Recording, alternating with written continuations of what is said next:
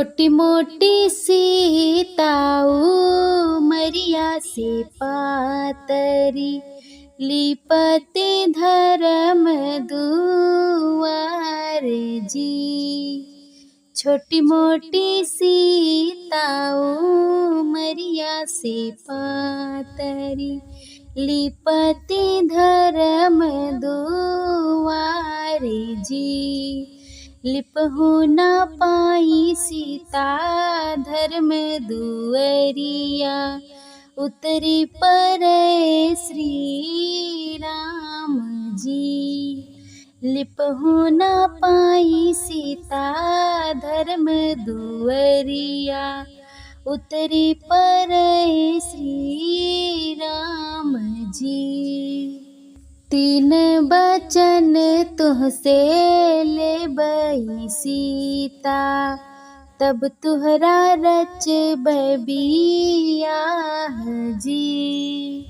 तीन वचन तुहसे लेबै मोरी सीता तब तुहरे रचबै बियाह जी।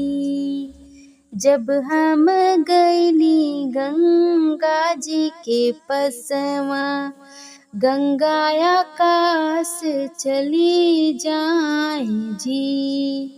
जब हम गईली सीता गंगा के पसवा गंगा आकाश चली जाए जी। जब हम गईली अग्नि जी के पसवा अग्नि भस्म होए जाए जी।